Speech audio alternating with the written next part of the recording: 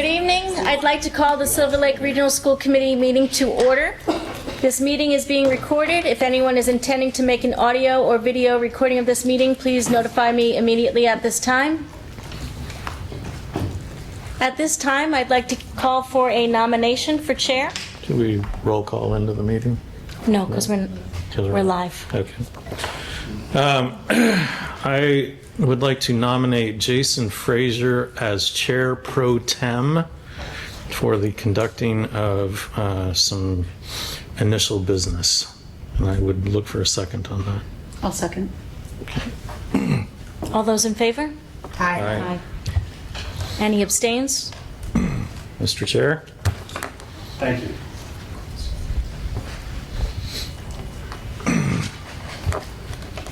I'll trade places with you.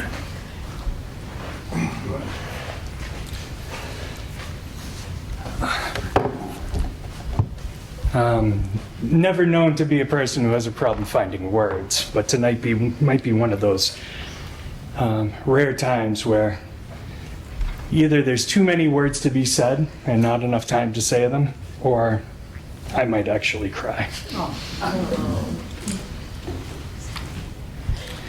Tonight we're here to take an item out of order. I hope nobody minds. Chair's prerogative. We're here to honor Paula. After 20 years of service on her school committees, both Halifax and Silver Lake Regional,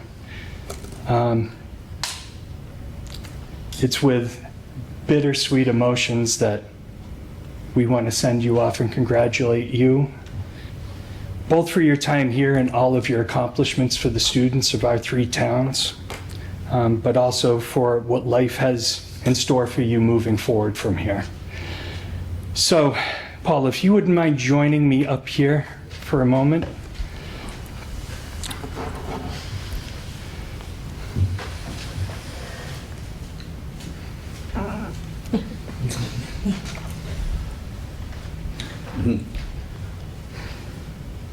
It's my distinct honor as the president of the Massachusetts Association of School Committees to present you with recognition of your lifetime achievement of serving on the Halifax School Committee and the Silver Lake Regional School Committee with a combined length of service of over 2 decades.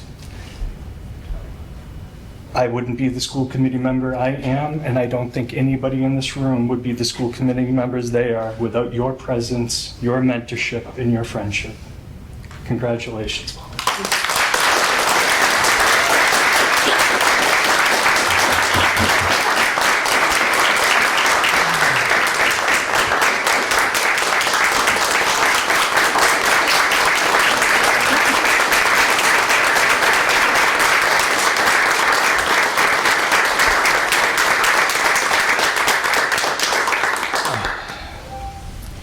I'd now like to ask James Retton from Senator Brady's office to come forward to present a citation to Paula. If I could get Representative Lenatra up, because usually the House goes first, you know, so. Ladies first. I will defer to the House and to ladies before gentlemen.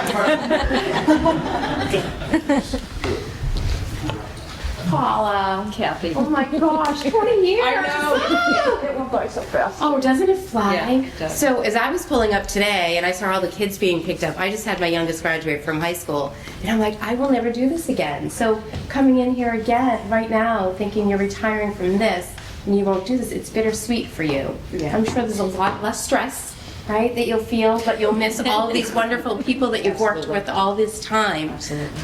And I know many of you, and they are wonderful people, and you put your heart and soul in everything you do, and it's so appreciated. But I'm here from the House of Representatives with a citation, which I will read to you.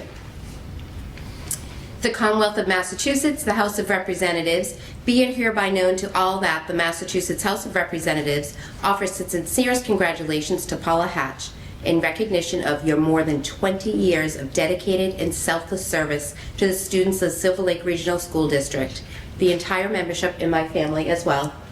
extends its very best wishes and expresses the hope for future good fortune and continued success in all your endeavors. It's given the 5th day of June 2025. Signed by the Speaker of the House, Ron Mariano, and your State Representative, Kathleen Lenatra.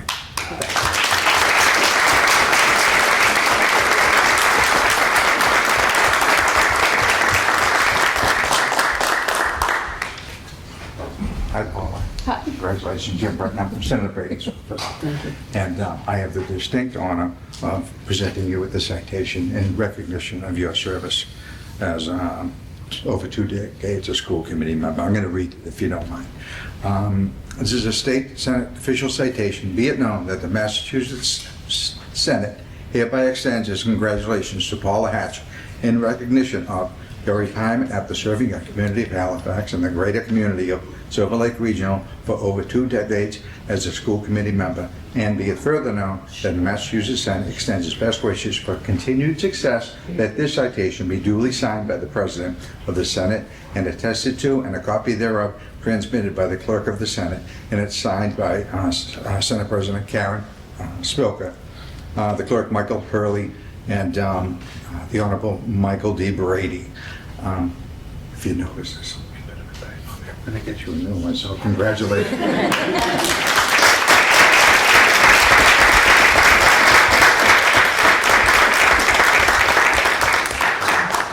Thank you so much. Thank you. Thank you for being here.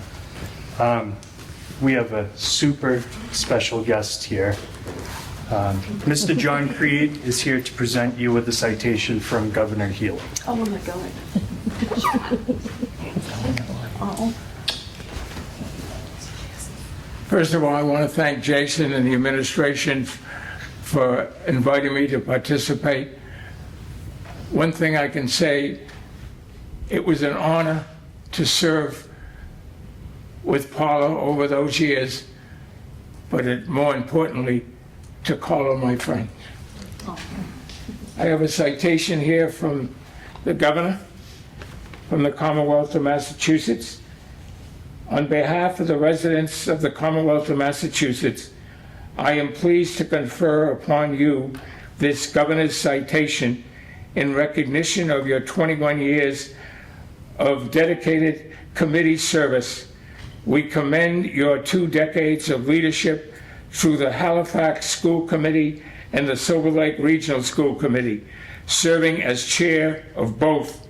The Commonwealth thanks you for all your lasting impact on your community and wishes you all the best in the future years. This 5th day of June, 2025, Governor Healy.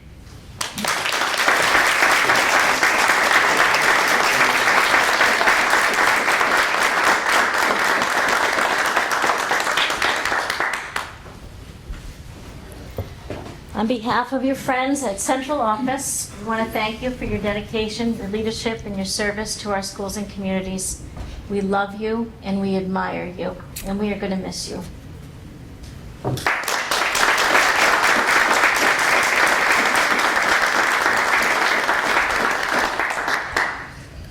Let me hold those for you for a moment.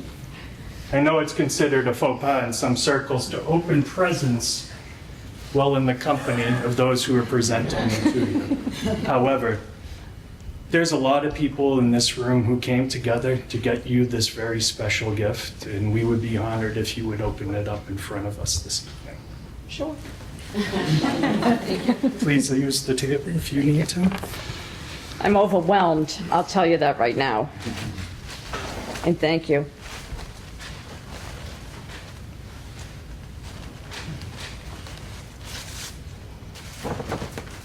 Principal Gill makes a nice gift basket. She does, she ties a nice bow. Oh. Nicholas, this might replace your Halifax sports elementary jacket. Oh my God, you couldn't have thought of a better idea. Oh, thank you so much. Oh, I love it so much, you have no idea. Oh, thank you guys. Oh. We're gonna have to put it on for a moment, Paul. It doesn't end there. I know it's a little warm out. Oh, it has my name on it.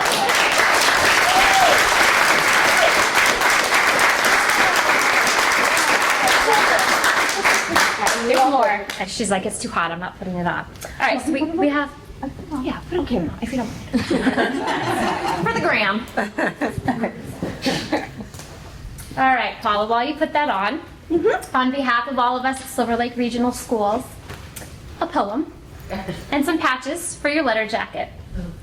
We honor you now with a jacket of pride for the seasons you've led with heart as your guide. A varsity jacket forever to wear for decades of service beyond all compare. A bar for each decade, your time well spent on growth, on progress, on every cent. As our statistician, you crunched every chart, always leading with wisdom, numbers, and heart. You've played many roles, a manager true, keeping things running with much more to do. A captain of vision with values so clear, you rallied our team year after year.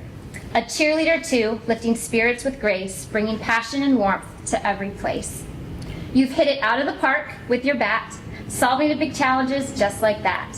You've never dropped the ball, stayed steady and strong, making the tough calls, righting the wrong. Sometimes you caused a racket, it's true, but only for kids and what's fair and true. You've worn big shoes on the track of reform. Through storms and sunshine, you've weathered each storm. Like cross country, you've kept running with it, facing the distance with courage and grit. A star, most of all, in our school sky, guiding us upward, always aiming high. And now with this honor, there's nothing better than awarding you your varsity letter.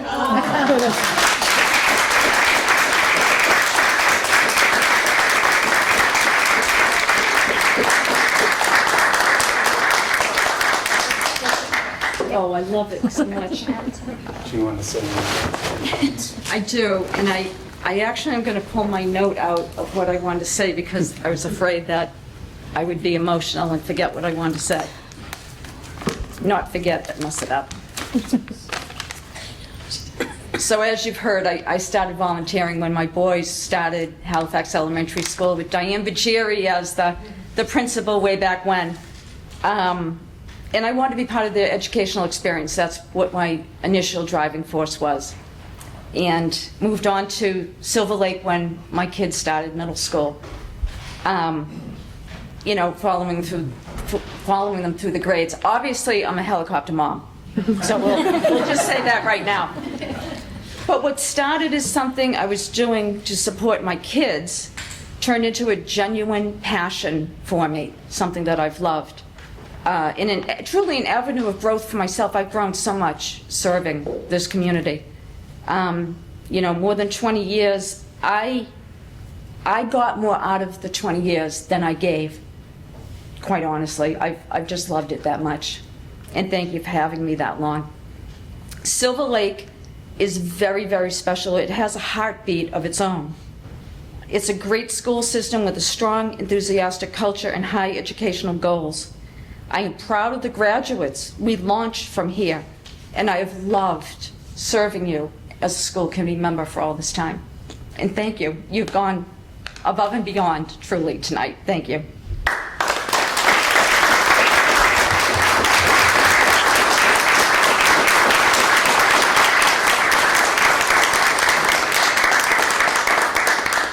So 2 final actions as your chair pro tem.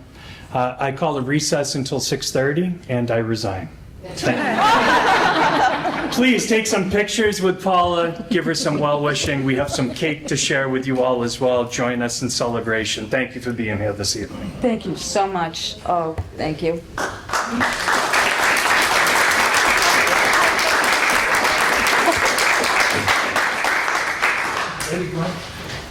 I don't want to take this off. You don't have to because it's on the AC.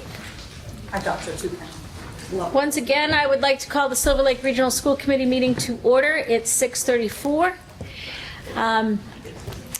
In light of our President Pro Tem's resignation, I'd like to ask for the nomination for Chair of the Silver Lake Regional School Committee. And once again, just a reminder that we are being recorded. Madam Superintendent, I would like to offer a slate of officers. I would like to offer Gordon Laws as chair, Amy Corcoran for vice chair, and Lucas Kowalski as the secretary. Are there any discussion?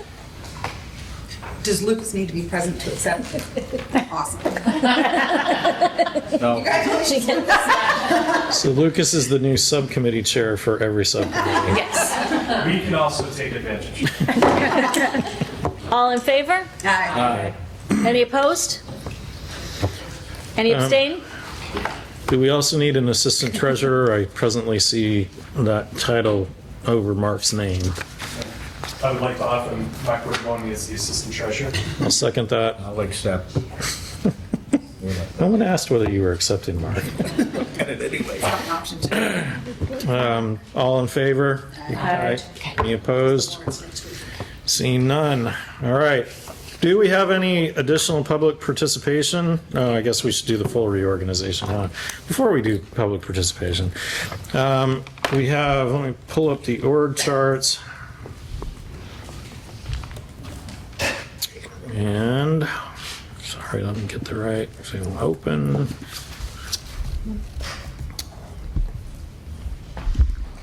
All right, formerly on admin review, we had Paula Hatch, Amy Cartwright, Gene Coleman as alternates, Gordon Laws and Michael Chicane. Amy, Gene, I'll just give you the first option of whether you want to stay on admin review. I'll stay. Okay, I'm neutral. If anybody else wants it, they can have it. If not, I'll stay. okay. We need a third person. I don't mind being an alternate. I'd rather not be one of the main people. I'm going to Army volunteer some of the new people. Just as a point of reference, we do have meetings coming up to this. Yeah. So we need a committee, please. Megan, would you be willing to be on admin review? Thank you. Formerly for, so I'll remain as alternate. I don't think we need two alternates, do we? No. Okay. For negotiations and employee relations, that was formerly Paula Hatch, Michael Chicane, me, and Gene Coleman. I am willing to stay on that. Gene I would like to stay would on. like to stay on that. Okay. Would be very good to have two replacements. Mark, this would be a great place for you. It's where I sitting in your shoes 5 years ago. This is the first subcommittee. So, Yeah, I don't have a case. Sounds like a great idea. okay. That's a lot of where the rubber meets the road. So we need one more person for employee relations, ideally, and negotiations. Do we need 4, or can we do 3? Is this supposed to be one representative from every town for? I don't think so. Doesn't need to be, right? No. I tend to stay off of that one because I am a member of the NTA. Same. Yeah. There's nothing against it, but just for the appearance of a conflict of interest. We have to have 2 at every meeting, don't we? 2 If representatives. if you have a subcommittee of 4, you have to have 3. Okay, but if we have a subcommittee of 3, 3, then we you have to have 2. 2. All right, why don't we stay with 3? I think that will actually make it easier for us. Okay. And I will leave Lucas as an alternate to that. Let's see, we're all part of the educational subcommittee, Pilgrim Area Collaborative. Amy, do you want to continue in that? I'll do it again. It'll be my 4th year. So, Okay. is anybody else interested? Or okay, All right. me again. Policy was formerly Jen Carroll, Mike Chicane, Jason Fraser, with Paula as the alternate. Jen, Jason, curious if you want to stay in policy? I would be happy to. Okay. I'll stay as well. Okay. We have a third person who would like to be part of policy. Yeah, I recommend Mark. This is a great spot to learn from coming on the committee policy. Okay. Okay. I mean that. It is. Just so you know, I was also You want CTE for So for, I think Mark is the newest member, like others have done this before. In the subcommittees, typically, most of the subcommittees might add for you like a meeting per month. at most. Negotiations during hot negotiating seasons, which we're about to enter into, will have a lot more meetings. So we are presently negotiating. We've just started negotiations with the paras and the support staff. That will be this year. Next year will be the teachers, and those two tend to be sort of the most intensive. So just to give you a sense of kind of what the load would be. Let's see. So You have an alternate? do we have an alternate for that? I'll sit on the alternate for one. All right, Mark will be the alternate. Okay, so CTE, Mark indicated before the meeting that we had not had hardly any CTE meetings this year. And Lucas sort of wondered if we should continue with a CTE subcommittee because of that. So let me, go ahead, Jason. So just for historical context, part of that is on the chair of the CT subcommittee to call meetings when necessary. But the other part of that is we had set Elliot and Michaela on a task of doing some research for us, which I took in lieu of some of the formal meetings we would have had to give them the time to focus on researching what a new shop might be for our campus. So I understand there was less meetings than there has been in the past, but I think contextually that those reasons are why. Very good. So formally on that committee were Lucas, Mark, Michael Chicane, and Jason Fraser. So, Nope. Wait. No. and Yep, hmm? yep. Fine. So Mark, are you willing to stay on that? Yes. Jason? All right. In lieu of Lucas's absence, he's going to stay on it. As our current chair, I think we would appreciate that. Okay. Do we have anybody else who would like to join that? I'm content to leave it at 3. You would? Okay, very good. Safer. So Mark, Safer is the safety facilities fees and revenue. They are generally speaking keeping an eye on the totality of the facilities and also looking at things like sports fees and things like the fact that we need a new administration building and, just different things like that, and doing studies and so forth, and partnering with our engineering partners to figure out what might be the best and most cost-effective ways to make improvements. And so when we need to do air conditioning and other things like that, they have a heavy hand in those discussions. So formerly, Safer was Mark, Lucas, Jen, and Paula. Mark and Jen, do you want to stay part of Safer? Yes. Okay. I think we'll keep Lucas on there. I would like the spot vacated from Paula if there is no objection. I have no objection to that. I'll take the alternate spot. Okay. Vacated by Jason. Thank you. And finally, for single signature warrants, I'm happy to remain in that. The other two were Mark and Lucas. I'm content to keep them if they're okay with that. I'm okay with that. And Jean is the alternate for that.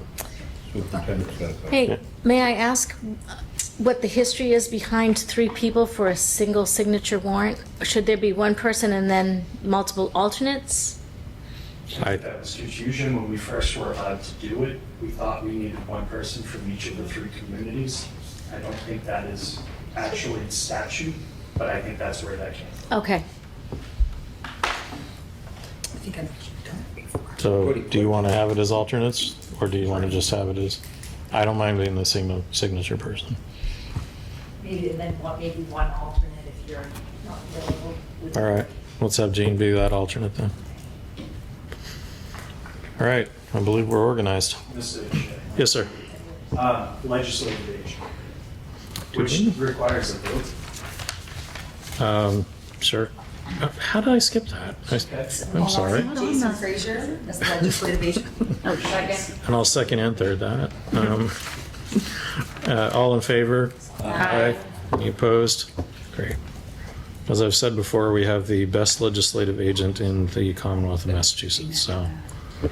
Review, What's that? who are your alternates for admin review? For admin review? Yes, I stayed as an alternate, and right now there's just going to be the one. Just one off. Thank you. All right, do we have any public participation? Seeing none, we have had the recognition of Paula Hatch. I will just add for the recorded record, I obviously worked with Paula for the 4 years or so that I've been doing this, and was struck in my first meeting of her absolute command of the room, but the degree to which she was able to be deferential to everybody in the room. And she oversaw the school committee at an incredibly complicated time through the pandemic and through the transition out of the pandemic and the hot button issues of vaccines and masks and all kinds of things like that, and a lot of other really tumultuous social events, and was absolutely expert at navigating those passionate subjects, letting people have their say, and yet keeping a decorum that was really befitting of the office. So she was an excellent example to me. Let's see, Elliot? Karen? Do we need to approve the minutes? Oh my gosh, I'm blind. I had just, Sorry, go going ahead. back to the minutes, I had just one small amendment. I had voted no on, I believe it was the, I believe it was the student handbook that was presented. That's correct, I yeah. believe I had voted Yeah. no, just, So just change that. Yeah. yes, please. Sure, thank you. So I need a motion to approve the minutes with the amendment that Jean has made. So moved. Second. Any further discussion? Seeing none, all in favor? Aye. I'm going to abstain. As am I. All right. Now, Elliot, sorry. Good evening. I come before you every year at this time for a vote in your support of our outdoor carpentry program. And just as a quick review of what we do there, our carpentry folks work both on campus, indoors and outside. And that outdoor residential program is the junior and senior year curriculum for our carpentry students. We have 3 carpentry teachers who are construction supervisor licensed teachers who allow us to really get into some awesome learning experiences with our kids. And so by our own policy, we have our largest outdoor residential project that would be something I bring before you for the chair and superintendent to sign with our customer on a yearly basis, so we have a more formal agreement with that contract. We very typically are doing something like a 2-car garage. That's kind of become our bread and butter of outdoor construction for our students. We look for something that can be started and completed within a school year that offers all aspects of new construction. So framing, stairs, roof, exterior, siding and finishes, window and door installation. And so the project we did is not far from here, across the street this year. It was a 2-car garage. We had awesome weather, if you remember, in the fall. We really got ahead of our schedule and finished that up early May. And so we jumped over outside. We're currently framing that large outdoor classroom or pavilion outside of KES, if you have seen that structure outside. So we're going to be very close to the finish on that, but there's a little bit of AZEC trim, I think, that we're going to return in the fall to finish on that project. So we evaluate our project based on a few criteria. This is a quick little visual of what we're looking at this year. All right, so just a sketch of the typical colonial. This is a house, a stone's throw down Lake Street on Forge Road, about an 8-foot mudroom with a 24 by 24 foot 2-car garage. We look at how the project meets our curriculum, ability to meet the curriculum for our kids, the scope of work, again, that allows us to start and finish the project within a school year. All safety considerations for our students to work on that property and that location, travel and distance from our school, and the customer's readiness in terms of their ability to work with us from a permitting standpoint and their ability to get stamped plans done, the insurance piece is taken care of, and the foundation, all the excavation work to be completed for us to start in September. So we got a great project and we're excited about it. We met with a customer a number of times. It's the project that we're bringing before you. And so that project on Forge Road would be what I would ask for your approval to move forward with, for us to lock that in for the customer. And usually we like to do this a little bit earlier than June because we really need to give them time also to get their pieces done so they're ready for us in September. I'm happy to answer any questions about that. I make a motion to accept Elliot's proposal. Second? Okay, any further discussion or questions for Elliot? Seeing none, all in favor? Aye. Any opposed? Very good. Great, and I just need to say thank you also publicly to Paula. She was a lot of fun to work with for a long time, a huge advocate for our CTE students, mom to 2 CTE students of the year, classes of 2016 and 18. Her husband's been on our advisory board for years as somebody that works in the automotive technology field. So great family for us to partner with for a long time, but thank you, Paula, very much. Very good. Gordon, may I just interrupt? My son's in the carpentry program. Do I need to abstain from the vote, or is it okay? I think you're fine. Yeah. Good question. Ask Mark. If it's in doubt, you can abstain as well. All right, in your packets are a letter from our supervisor of food services explaining a situation of our accounts and a situation of our dishwasher encounters. Jill, do you have anybody who you want to have explain that? I don't know if Sarah has anything to add to the memo that Megan presented, but she's looking for the dishwasher encounters to be declared as surplus because she's able to purchase replacements.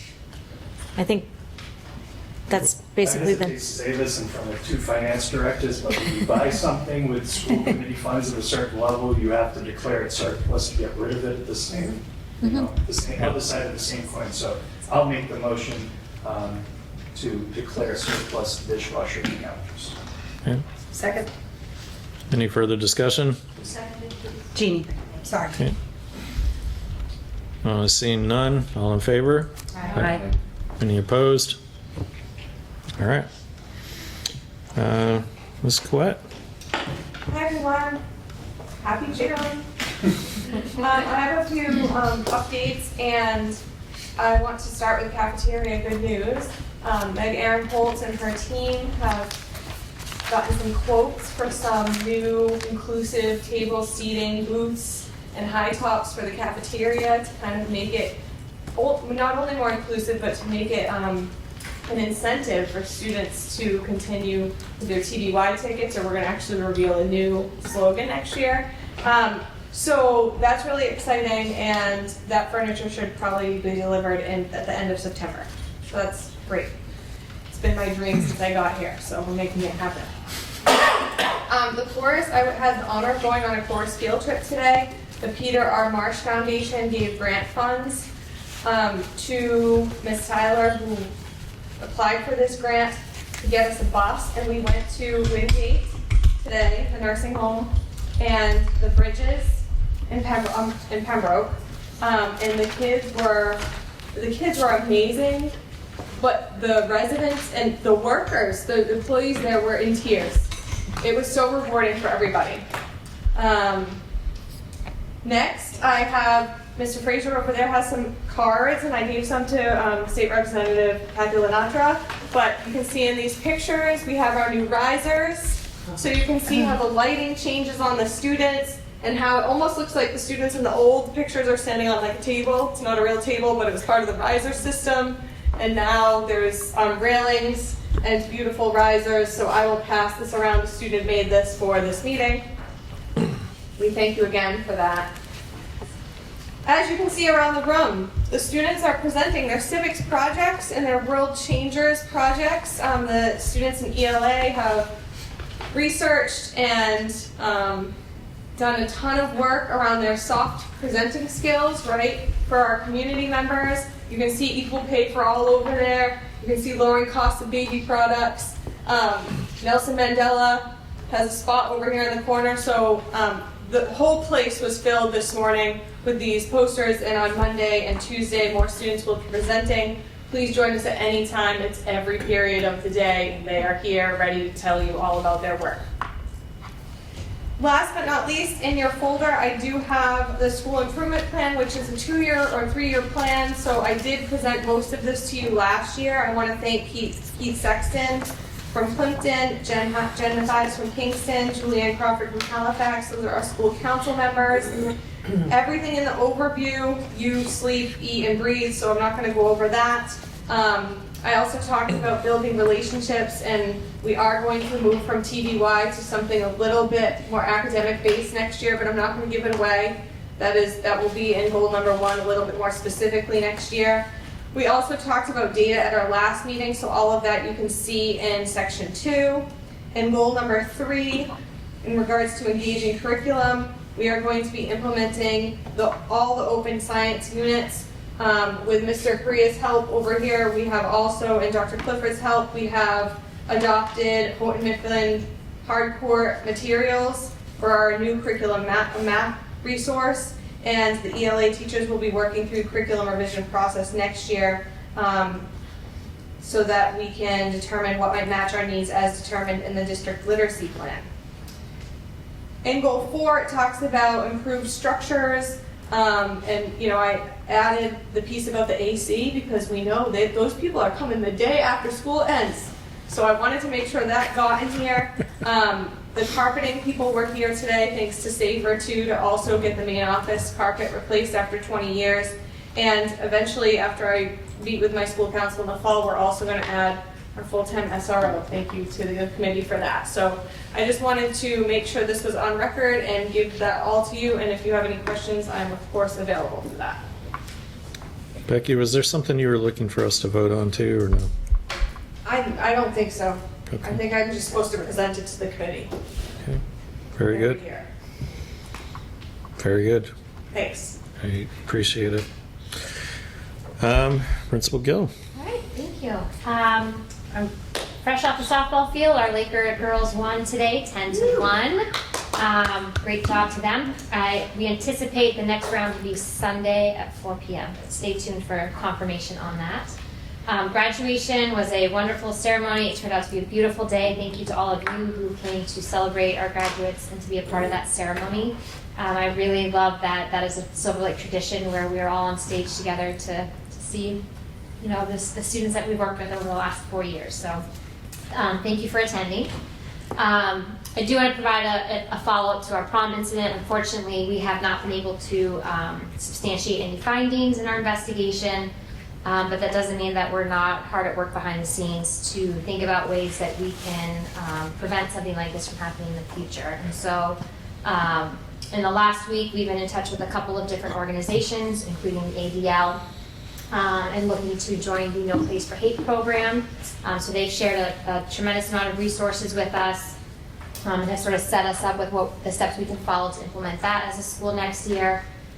Plymouth North recently completed the program with their freshmen just a couple weeks ago. So I reached out to their principal and he's willing to share some information with us too on how they got that up and running. Our Jocelyn's rep who stayed today, we were actually short a diploma Friday morning, but she got it to us in time for the ceremony. And she also shared with me, through our partnership with them, some amazing resources that we have at our disposal through their Jocelyn's Renaissance Education Program, which is all about character development. So we're going to look at that, as well as working with Phil Fogelman and change makers. So think about ways that we can also help educate parents and our community members. So that's certainly going to be a big focus for us over the summer. And I do have a follow-up about the incident that will go out to the community tomorrow morning, separate from the weekly newsletter. Under donation requests, I have a donation coming in from Linda Redding, our retired librarian, who would like to donate $100 in honor of Carol Davis, former substitute teacher, Tika Guerin Isaacson, class of 1995, Bob Osgood, teacher and coach, Bob Murphy, teacher and coach, and David Markham, teacher and coach.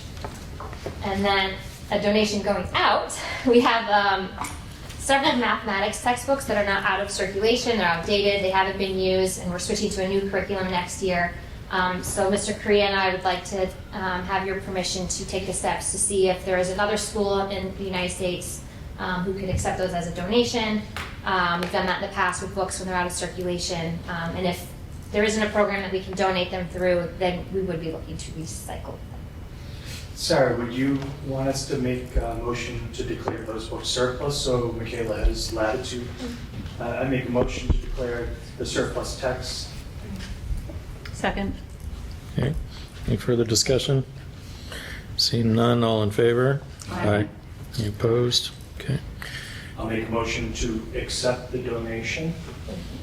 Second. Any further discussion? Seeing none, all in favor? Aye. Finally, I'll make a motion to allow Michaela to use her best judgment as to where those textbooks go. Thank you. Have a second? All right.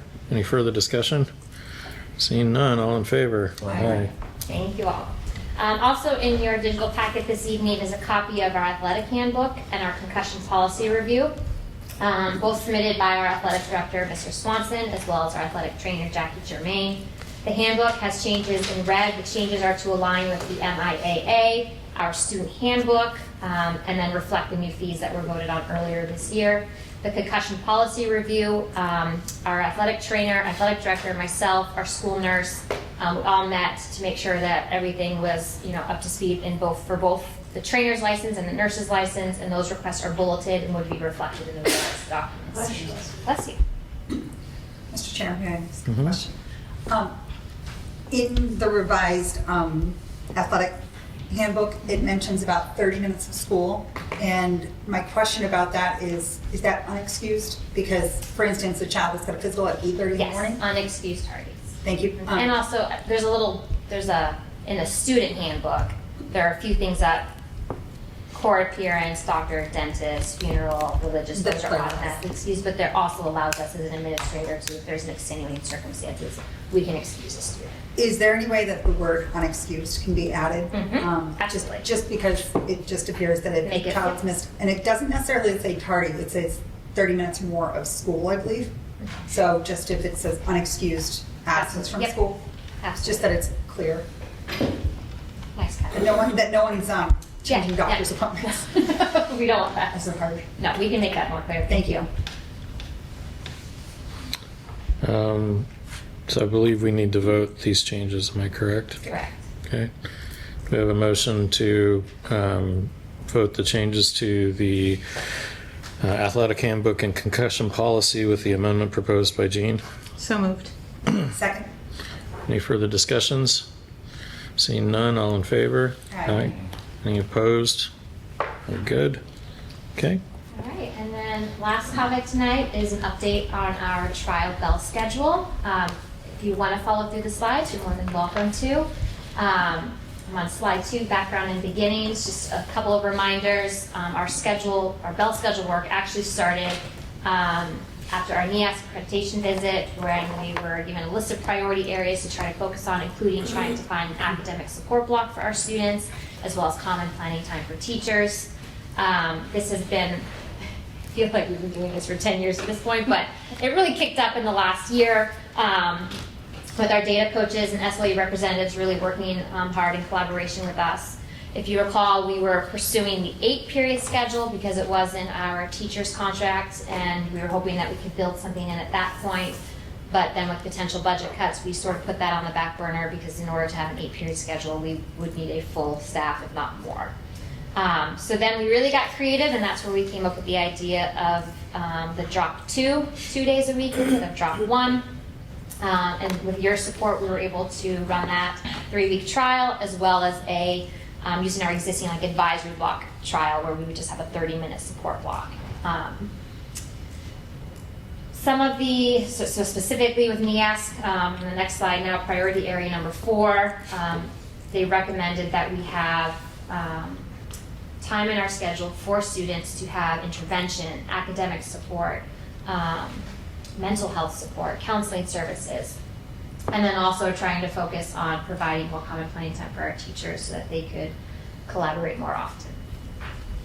So that's where it all came from. That's sort of the background. And then March 31st through April 17th, I'm on the next slide, we ran our fixed schedule with the 2 56-minute Laker blocks. And then from April 28th through May 16th, we ran our current 7-period rotating block with the 1 midday extended advisory every Wednesday. And not surprisingly, students, I think, favored the longer block than the shorter block, but for a couple of reasons. So we provided a survey to our students, our staff, and our parents. The student feedback, I was pleasantly surprised. We had 276 responses, which for a survey to teenagers, I think was a pretty good response. 93% of our students preferred the Laker block 2 times per week, with 84% of our students seeking extra help or enrichment at some point during that trial. Looking at some of the student feedback, we had a lot of the same type, similar comments, so I took a snapshot of those comments, and what really struck and stood out to me was for our athletes. They had time during the week to get extra support as needed. Students reported having time to study for their quiz or test before the class so that it was still fresh in their mind. One comment was, being able to work productively in an environment where they weren't distracted. It helped with their grades. A lot of students reported an improvement to their grades, which was nice because it was towards the end of the term. A mental break, reducing stress, time to meet with teachers and get that extra help. And then in full transparency, there was one comment that a student made that said they didn't like anything about Laker blocks. So I just want to make sure that we also share that it wasn't one person's cup of tea. But generally the feedback was positive. For the Laker block, and the 56-minute one was preferred. For our staff feedback, again, great response. We had just over 100 teachers, 93 responded. They overwhelmingly, I think, supported the 2 times a week Laker block. And then again, some snapshots from the staff feedback. Students were able to access counseling support when they were absent or needed extra support. It was built into their schedule. There was immediate feedback or support for students. If they had a class in the morning, they were struggling, they could be assigned to that Laker block that same day to get some more some reinforcement in the lesson. It allowed teachers to bring together motivated students who had full schedules to take on extra small projects or independent learning projects. It provided time for makeup work and test corrections with the instructor. A smaller group allowed for more specifically tailored direct instruction. A teacher using the Flexbox could say, I'm going to have all of my Algebra 1 students who need that extra support with me, as opposed to having 2 kids from Algebra 1, 1 from Geometry, and 1 from Calculus, all coming in at the same time, and your attention is spread thin. And it helped close the gap on students who cannot stay after because they have to sometimes get home to work or to watch their younger siblings, or for whatever reason that they can't stay after. In terms of parent-guardian feedback, we had 18 parents respond, so thank you to them. Not a great response in terms of numbers, however, those who did responded that they favored the 2 times a week schedule and agreed that a support block is beneficial for students. Some of the comments that stuck out here, again, recognizing that athletes, although they have access to after-school help, their schedule sometimes prevents them from taking advantage of them. One parent reported that they saw increased productivity from both of their students during these trials. They reported that their students share that after school can be very crowded, and that their students' grades improved dramatically during the trial period. So, a lot of sunshine and roses, but on the next slide I do share some more of the pros and cons should we move to a schedule like this. First and foremost, I believe it's a more equitable tiered interventions for all students. Every student has the ability to access that support block at the same time, so all teachers are available at the same time. Right now, your only option is if you have a directed study and it happens to line up with when your teachers practice. It would allow us to work with sharing staff potentially with the middle school. We have an idea already for our world language teacher to potentially be in 2 buildings next year. And I want to thank the committee for that too, because your support of the extra, the 3rd world language teacher has really bumped up our numbers, and so we need a 3rd French section for 8th grade this year. Mon Dieu.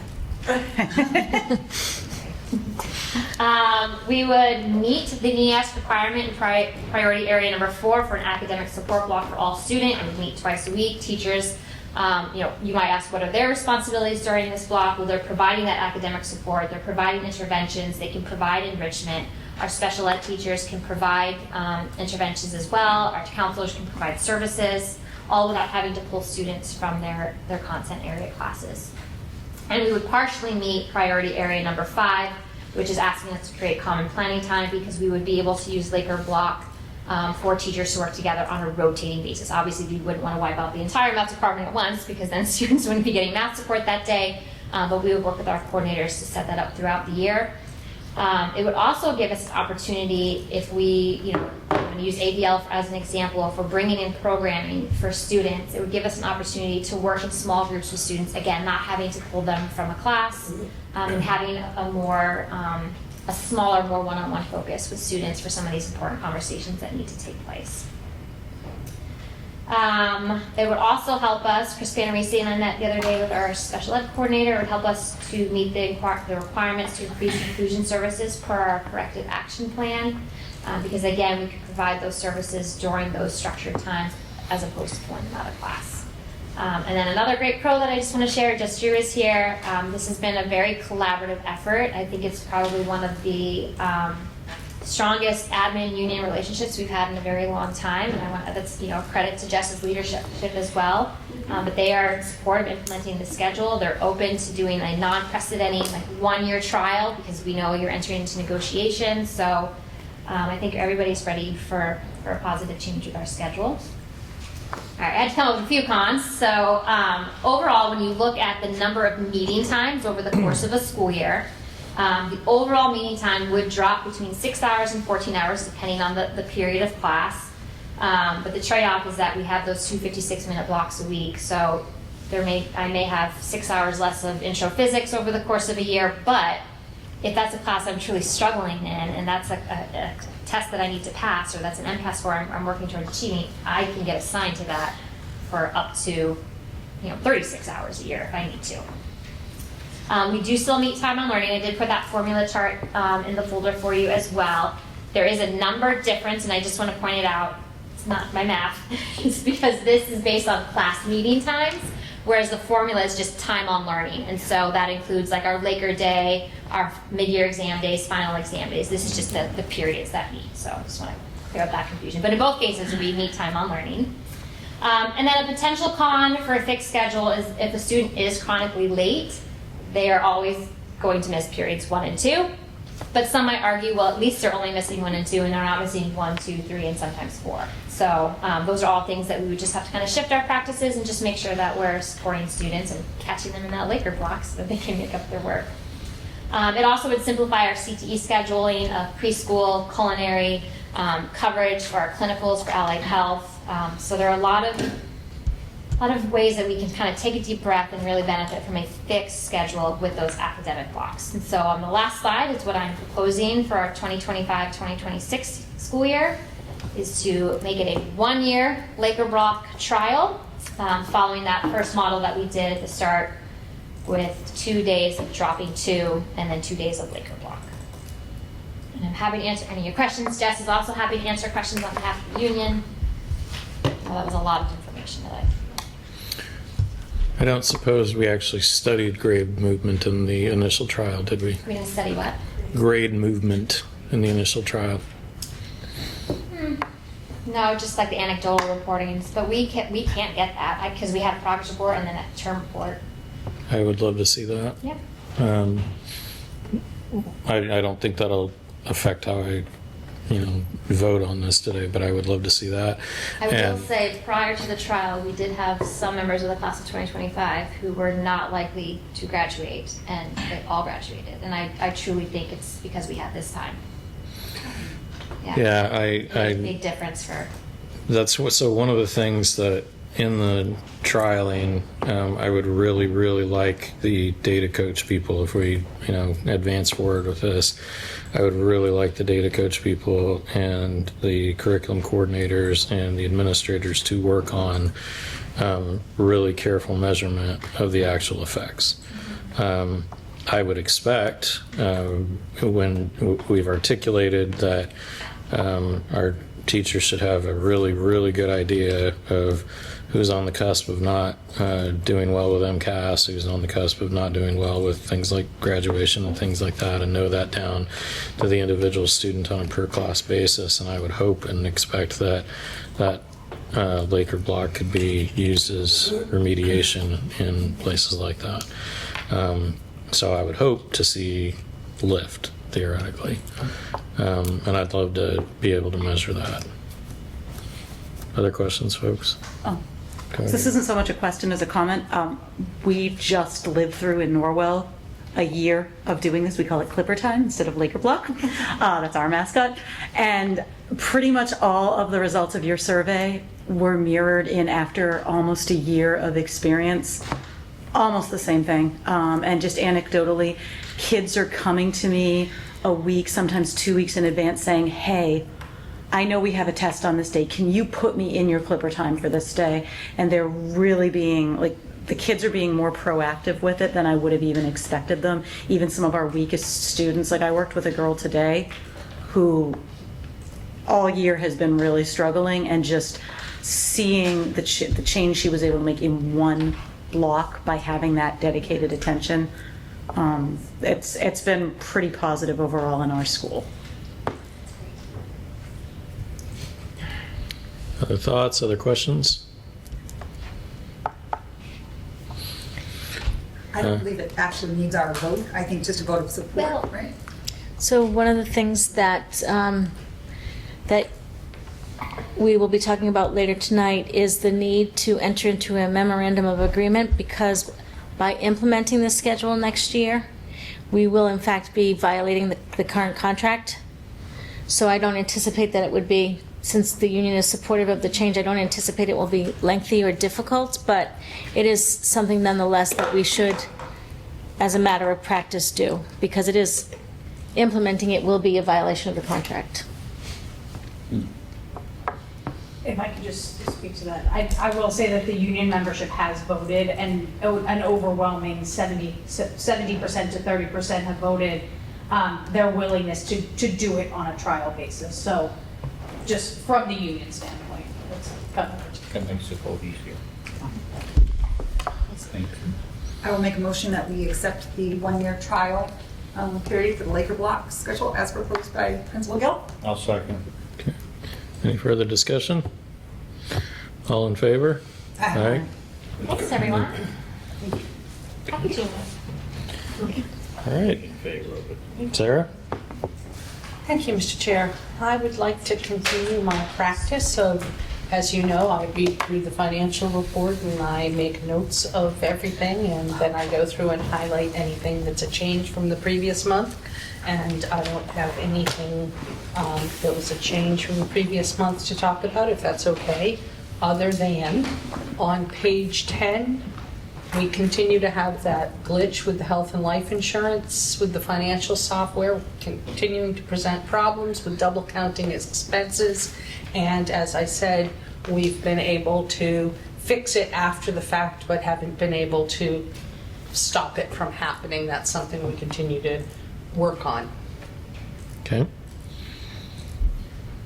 And the special ed report from the special ed bookkeeper is that we currently have a surplus of funds in the contracted services, tuition, and transportation lines for the operating budget and 240 grant. Okay. Motion to accept Sarah's financial. Second. Any further discussion? All in favor? No. The next part of my report, grants, donations, and awards. We received $18,800 from Project Lead the Way, which will be used for professional development and instructional materials. So in the packet, in your digital packet, there was a spreadsheet of, with all of the grants and donations accepted to date. So Michaela, if you could forward me the library one, I can get that on the sheet for next time. But We have it, but I can send it. So we need a motion for the Project Lead the Way money? Yes, please. I make a motion to accept $18,800 from Project Lead the Way. Second. Any further discussion? Seeing none, all in favor? Aye. The next thing on the agenda is the corrective action plan. I don't have any update on the FY '22 or '23 corrective action plan. We continue to work with the auditor on the FY '24 audit, for which I expect there to be continued findings necessitating another corrective action plan. Okay.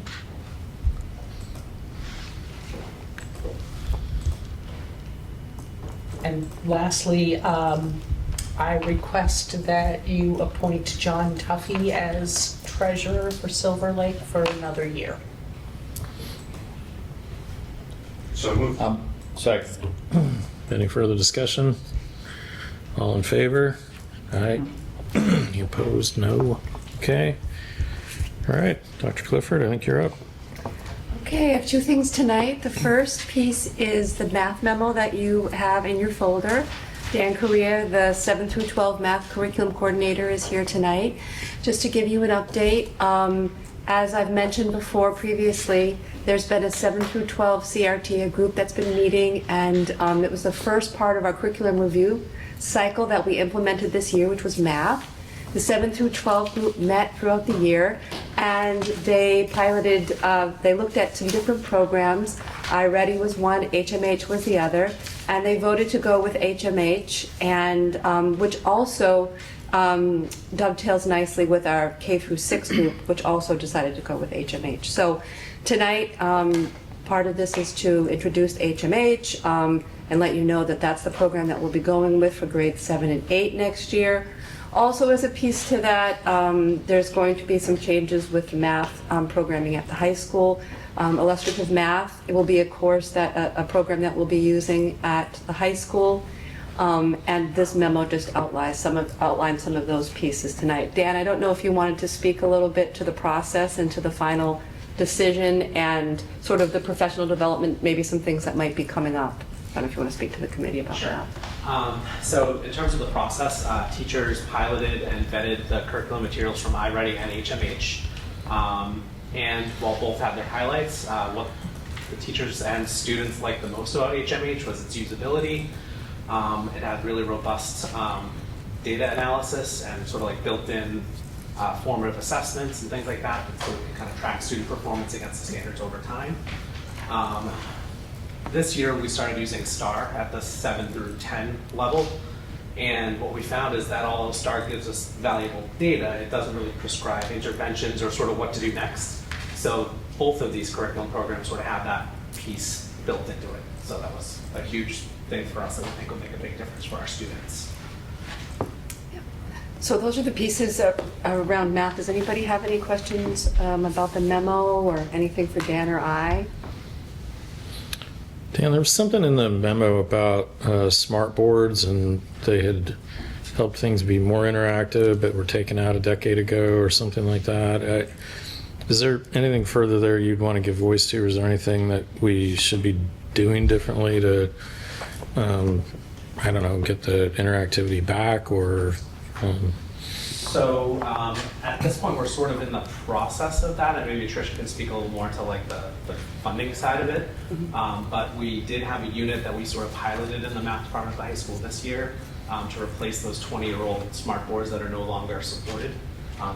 And actually, all of them actually have been removed from the classrooms at this point because they no longer worked. So teachers found great success in using it. We have similar units in this building in all the math classrooms. And so after kind of seeing it, experimenting with it, then I went to Tricia and made that request. So I don't know if you want to pick up. Yeah, so Dan came to me, and this was something that is really important as far as interactive math instruction. So I appreciate that Dan brought this to my attention.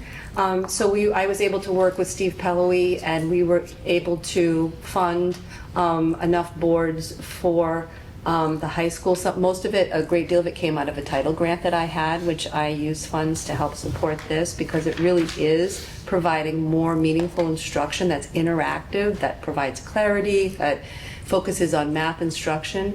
So we were able to do that. So I'm glad that we did that, and it's really a need, and really should be something that we keep our eyes on here at the high school and middle school as far as technology that really has an instructional effect and is important. So I appreciate that Dan came forward and I was able to figure out how to use some title money for that this year. So Okay. that was, yeah. Any other questions about math? The other piece is I put in here both the literacy plan that the district literacy leadership team created in March, and I also outlined what was going to happen next year as far as our work. So this year was math year 1, next year will be math year 2. In September, we'll start the English Language Arts Curriculum Review, which will be the first year of English Language Arts. So it'll be similar in many ways to what we did with math. It'll be a 2-year process. Year 1 will be in September, starting in September, and year 2. The idea is to really examine English Language Arts curriculum K through 12. It's to look to see what are we doing, to look at our data, to look at our information, what's the curriculum, what's the instructional approach, what is the assessment we're using, and what could we be doing to improve that. And also, again, we will be consulting with the Hill for Literacy to start that process, which is a huge undertaking of, again, it will probably be a K through 6 group, a 7 through 12 group, and much of the work at 7 through 12 will be looking at the different courses that are at the middle school and the high school in particular around English Language Arts. So that'll be the work that will start in the fall. We'll start a little bit earlier this year than we did last year, which will be good because if we want to take a look at some different curriculums, this will allow us more time to do that. And I'll be giving you updates on that. But it'll be part of the budget planning just as it was last fall, and I will continue to do that. So it kind of lays those things out strategically for us as we look at those things. So that's really the only update I have on that. Any questions? This is not directly in your update. I'm just thinking about it from the education stuff I'm working on. Just curious on things around AI literacy and sort of incorporation or not within the classroom, and then what we're teaching about it, if at all, or that sort of thing. And part of what I'm after there is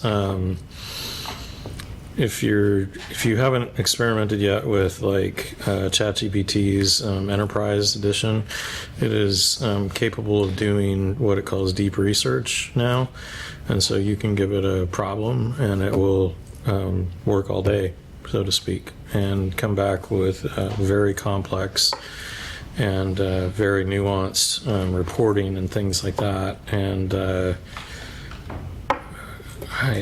from the volume of sort of deepfake stuff to the positive aspects, I'm just curious about where we stand in our curriculum positioning around AI.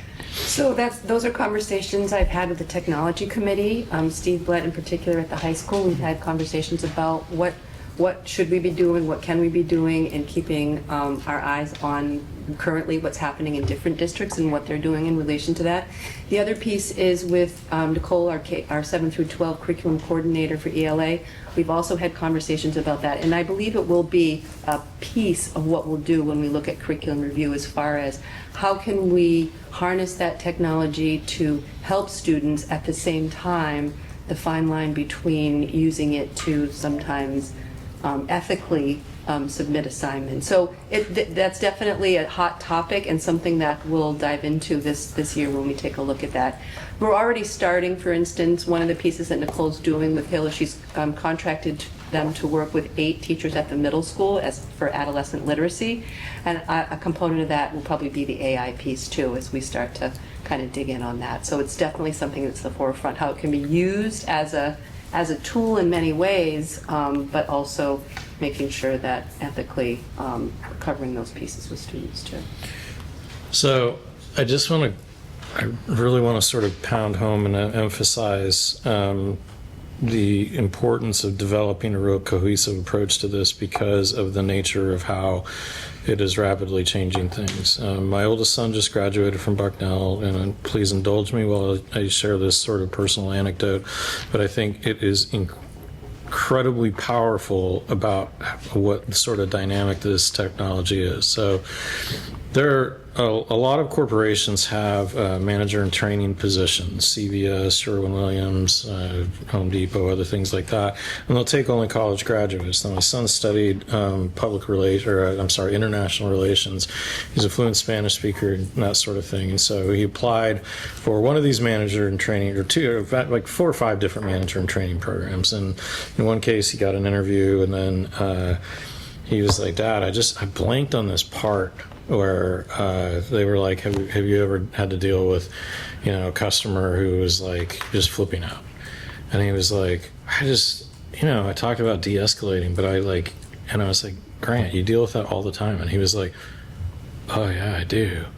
And he just like, he froze in the interview, so he didn't advance in that. Then he went to another place, and they had a pre-employment screening thing. And he said, I think I did pretty well on the pre-employment screening, but I didn't know anything about P&Ls. He didn't really take a lot of business admin type of classes. So then he got set up with some initial interviews with Sherwin-Williams, and then I said to him, first of all, go into ChatGPT, stop asking me questions about how to prepare. Go to ChatGPT and do interview prep. Have it ask you behavioral questions that they're likely to ask you, and answer them and go back and forth, and then have it evaluate your responses. Okay, Dad. And then I got him to do that, and so then he advanced in his interview process, and he was like, Dad, I have to interview with all these managers now. There's going to be like 3 or 4, and I have to go on a store tour and everything like that, and I don't know about P&Ls. And I was like, go on to ChatGPT and ask them to give you sample store P&Ls from Sherwin-Williams, and then ask them to give you inventory reports. Then ask it to give you like employee handbook type of stuff. And he came back with all of this stuff. He had it all mapped out, and then he started going through it. And he would ask me a question. I'd be like, why don't you ask ChatGPT that question? And so then after a while, he was like, oh, I get it. So you got to keep your labor cost ratio at this level so that everything, and so you always have to manage that, but you're always chasing this sales number, and you got to keep your overhead at this level. He goes, man, now I know why my boss at Chick-fil-A didn't want us putting 2 extra nuggets in the 8 counts. And I was like, yes, now you know. But it was incredibly powerful, and he formulated his own practice to where he was practicing manipulating those numbers up and down, and then he took a folder of that and went to his interview with his walkthrough interviews, and they were blown away. They were like, oh wow, you've really we haven't seen even a lot of business candidates come in with this sort of thing. He did that in 24 hours. 24 hours that he gave himself that level of education that went in and blew past the other candidates in the field. So his first day at Sherwin-Williams was this past Monday. And even now, we were walking into the building, I was walking with Jason, he called me up and he's like, Dad, I don't know anything about how to advise people about how to paint. And I'm like, what do you think I'm going to tell you? And he was like, yeah, that's a really good point, Dad. So, but that's the thing is like this generation, whether teachers like it or not, they will learn to be AI first. They will use it in incredible ways. They will teach themselves to be much more complex thinkers with incredible output. And in my business now, and again, I work at Coursera, so we have 184 million learners in 150 countries and things like that, and I'm in charge of all of the curriculum. So the rule at Coursera is you try every task first with AI. And the volume of work product is unbelievable. The sharpness that it's delivering is unbelievable, and I just want to encourage like a real interaction with, interrogation of, and really investigating too, and like helping learners pull apart that which is also not working. I'm pretty good when I use it for like historical research of saying like, you kind of forgot this part. And it's like, you're right, I did forget that part. And let me research Ancestry all over again for you. Stuff like that. But you have to develop those types of skills. So anyway, a little bit of a sermon, I apologize. But Quick, if I could piggyback on that. So, parent is always the first teacher, right? So, what you described doing with your son, a lot of early adopter teachers are doing with their students in classrooms today.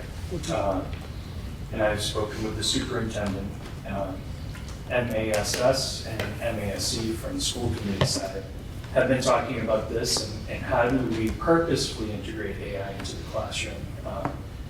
And one of the main takeaways is not to bury our head in the sand like we did with social media when it first came into existence. AI is adapting so quickly, MASC is not putting up policies because the policy would be obsolete. As soon as you print it. Yeah. So we're coming up with guidance, and there's many people in this space right now where these two worlds of education and AI are coming together.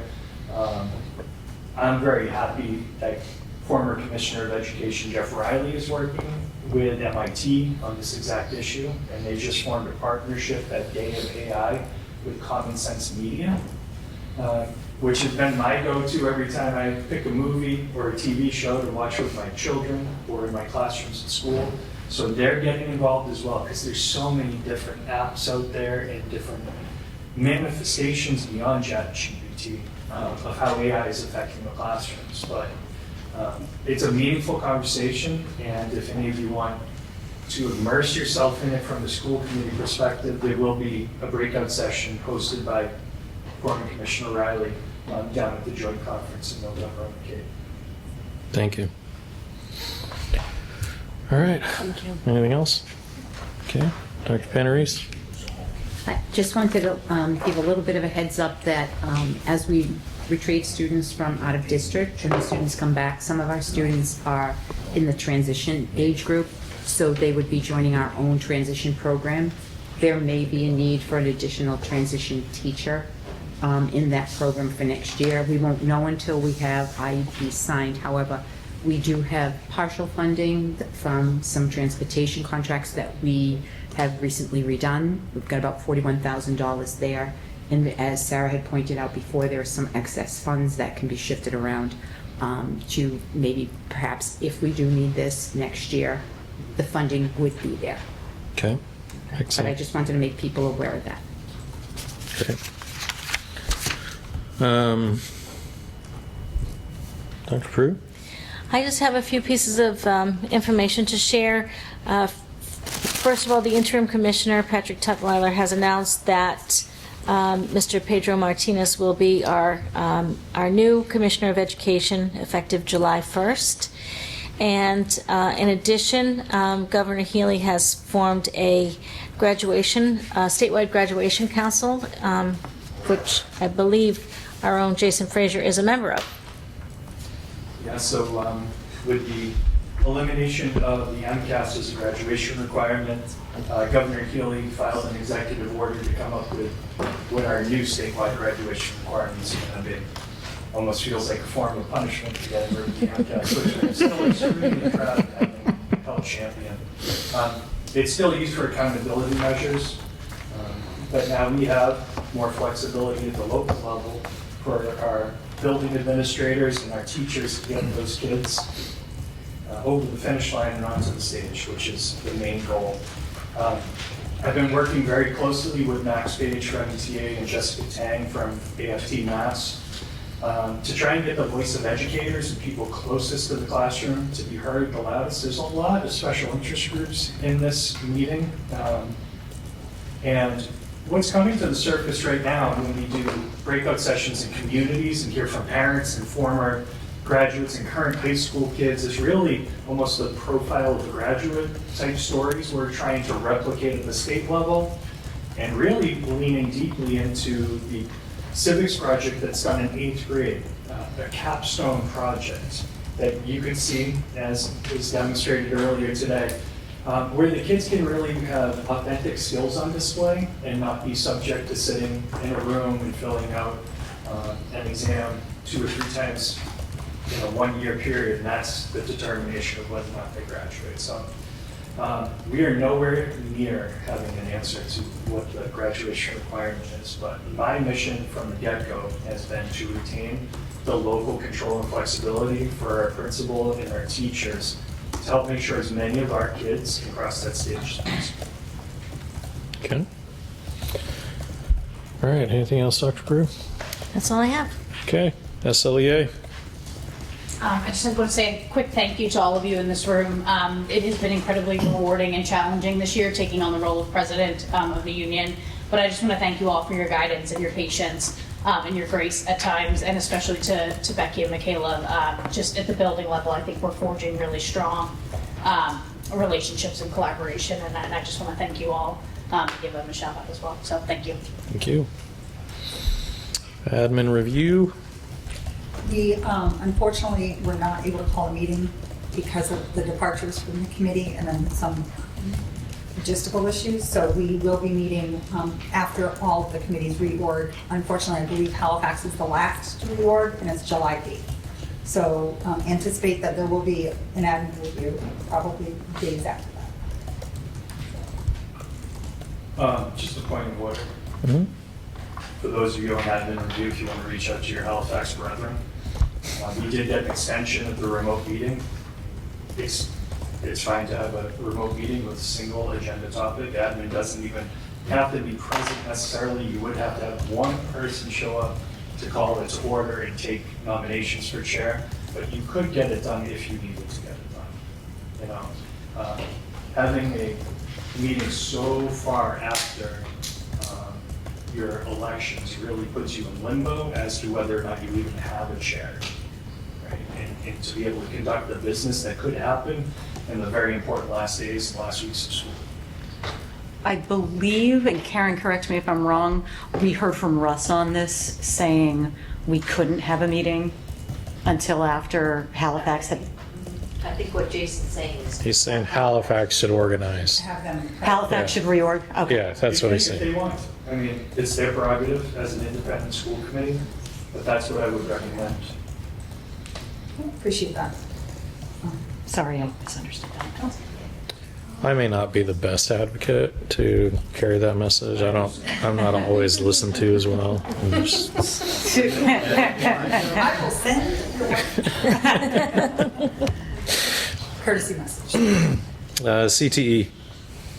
No meeting as we previously discussed. Very good. I don't have any other thing to say in correspondence. Jason, the legislative agents report. So, thank you, Mr. Chair. So we're in the conference committee portion of the state budget, which is when the House budget and the Senate budget try and reconcile the differences. We made better out in the House version versus the Senate version, but we're still up about $170,000 over the governor's version of the budget. I have my fingers in the pot of that dark smoky room right now because I'm currently at war with BEST. I don't know if you heard that the Board of Elementary and Secondary Ed did. I knew I was going to lose. It still hurt really bad. But they recently voted to institute a blind lottery for admissions to vocational and CTE programs. They changed the criteria by which attendance mattered to any kid with 27 or less days in their first year and a half of middle school would be counted as a kid who was 1 or 2 absences. Now, we talked about chronic absenteeism earlier. This is not good. I mean, the kids that we're putting into vocational and technical education, we want them to understand the importance of showing up. We want our principal at the middle school to be able to say, we need to show up every day so we can get them in here to get the academic rigor they need to be successful no matter where they end up. We've often used CTE as a carrot for those kids to show up every day. So deeply, deeply concerned by that expansion. Also, kids weren't supposed to be able to get into CTE and vocational technical education programs if they had egregious suspensions from school. You know, I helped champion a change in suspensions from school currently in Massachusetts without a ton of paperwork. You really can't suspend a kid unless it's drug involved, felonious activity, or a violent action. Those can't be held against kids in their applications to vocational technical education admissions anymore. So we have a bill that made it into the House version that right now they're talking in conference committee. This could undo what Bessie did. That's my hope. The goal here supposedly was to increase representation of protected groups, but the Board of Elementary and Secondary Education has failed repeatedly to show that any of our vocational technical education high schools or CTE programs throughout the state have any systemic issues with underrepresentation of protected classes. I've heard of one school, and I haven't seen the data, right? So if the true goal of our administration up on Beacon Hill is to expand vocational technical education opportunities for those protected classes, they should build some net new schools, right? This is not a question of cutting the pie differently, this is adding more pie. The demand for CTE, vocational technical education, is through the roof. We've had issues here with having to say no to some kids, which is why Michaela and Elliot at Lucas's behest has looked into expanding our opportunities. We really haven't added a new school since the early 80s in the state. We've done annexes, we've done comprehensive high schools, but we really need to lean into it. So I just want to let you know I'm going to be duking it out with the people up there at Bessie. Jason, can I? Yeah, go ahead. May I ask a question in regards to when you mentioned felonious activity, reasons for suspension, some of the most serious reasons for suspension. We just listened to a presentation tonight from Mr. Glass of a home that these students are going to be going into. And I don't see how it's not contradicting our program standards to accept children that may not be able to say they've got a clean record.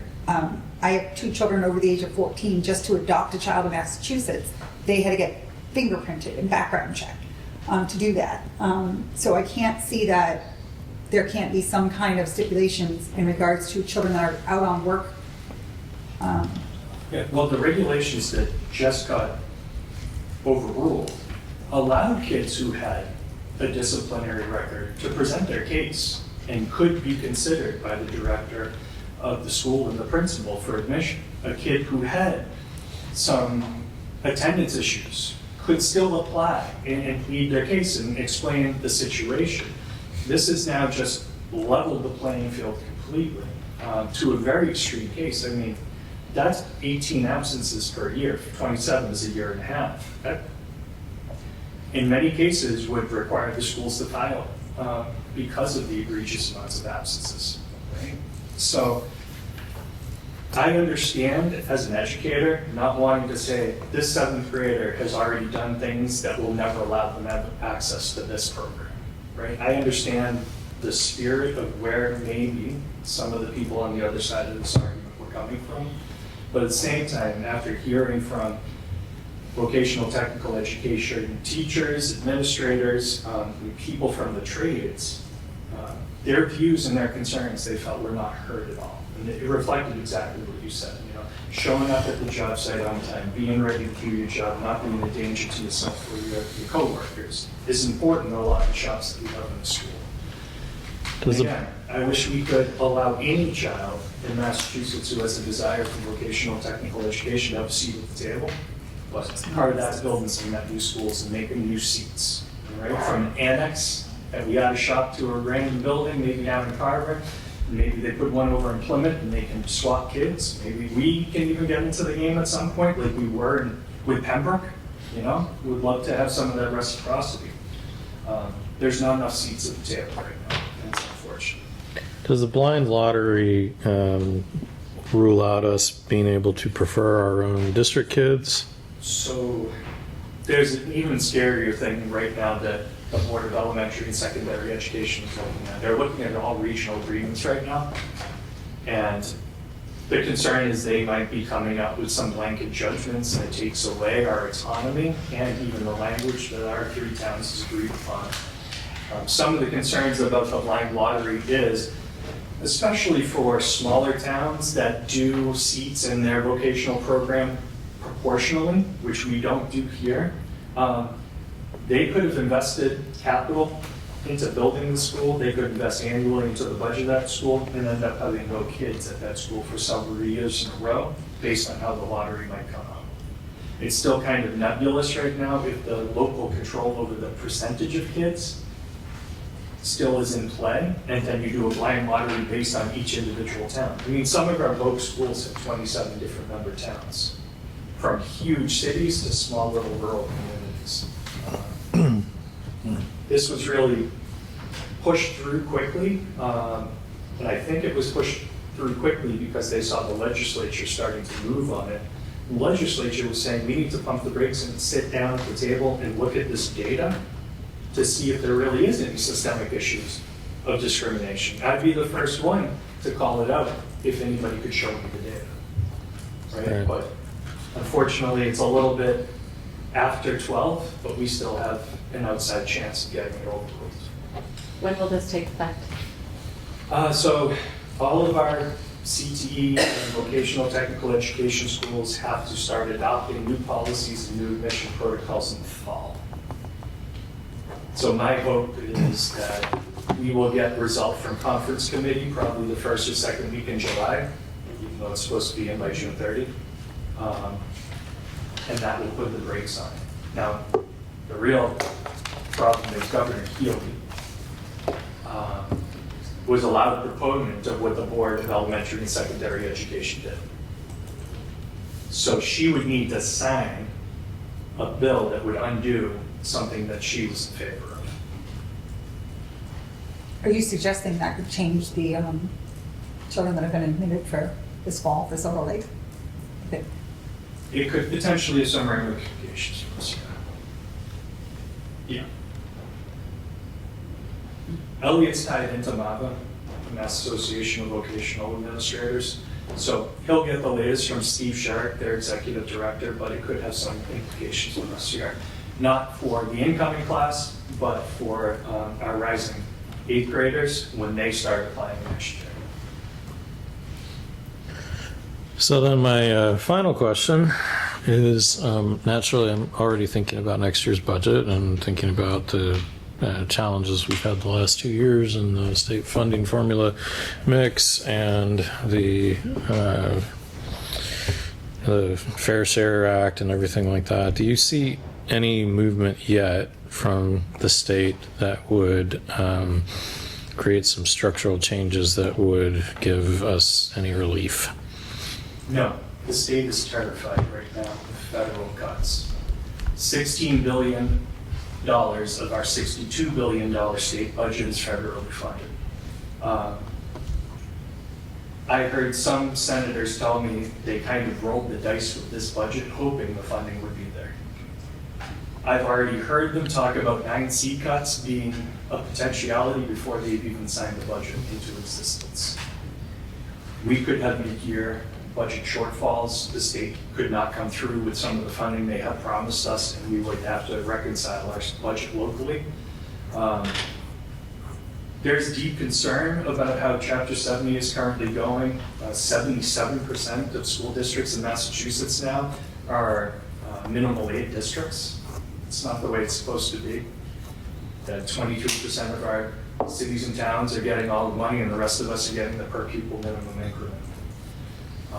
So we're having the conversations, but people are concerned about the economy being soft and also about the federal government either threatening, which causes enough consternation, or actually following through with some major cuts. We're concerned about E-rate going away potentially, which helps us with our internet here in the schools. We're worried about some Medicaid dollars going away, which pay for some of our special ed services. And as a regional district, those monies come straight back to us. At the local level, they go back to the town.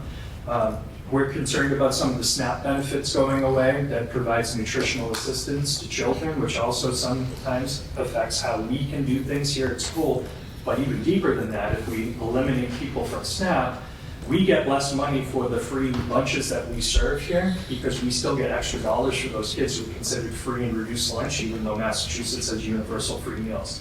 I mean, there's so much going on right now, I don't want to take up too much of the committee's time, but it is taking up every second of my life right now. Okay. Anything else? No, sir. Pack? So we had our final meeting in May with a bare minimum quorum. So there was a lot of closeout business. The fee schedule for FY26 was passed. They did an update on the job descriptions. They were all just like cosmetic language updates, handbook updates. The contract was discussed and passed in an executive session and then voted in open session, passed unanimously. So I have not heard if it has been ratified by the union yet, but I think it would be. Audits went very, very well. All of the grades are going to be housed in the current Pilgrim Academy building next year. And our treasurer's report, the numbers were all heading in the right direction. Okay. I apologize, I neglected negotiations and employee relations. We've opened negotiations with our paras and support staff. We'll give an update to the committee on that in executive session. Policy. There isn't been no meeting. Okay. Mark? Safer. Thank you. May 20th, we had a Safer meeting primarily to discuss the Tri-Town meeting we have coming up on June 16th. But before that, we briefly discussed the school zone and how effective it has been. It's very nice.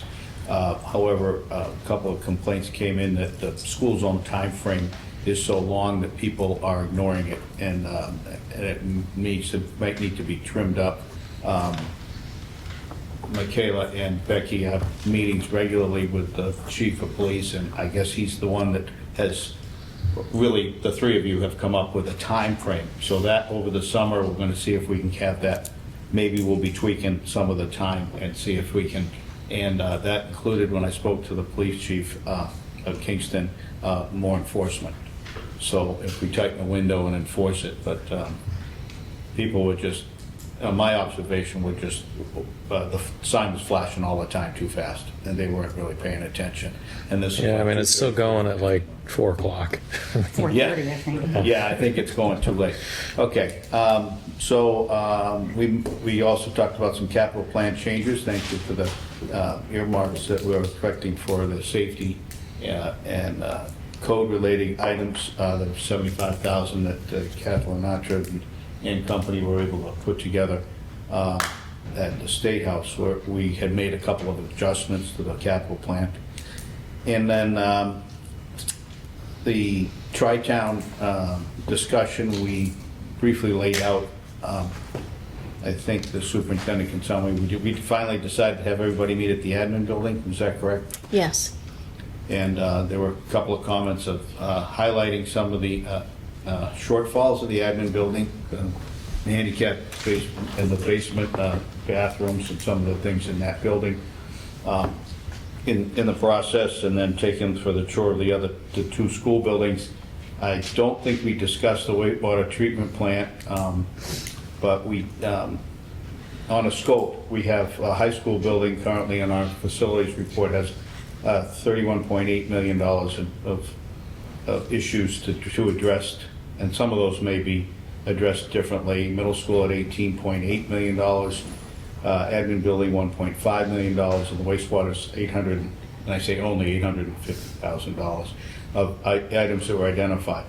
So in lieu of that, we want to focus and let them see that. Michael has an idea of what he's going to point out walking through with the group on the 16th. I'd like to invite anybody else that wants to come do that. And I think it's important to note that the school buildings that we have here currently were built in 20 years ago. If you need to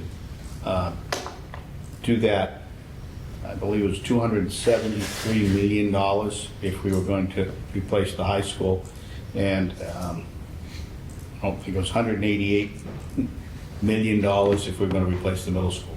the numbers are phenomenal to replace the school building. So I think obviously I asked Scott Bancroft from the Beaver Associates to come up with a rough guess. So it's $1,200 a square foot to build a high school and around $1,000 a square foot to build a middle school.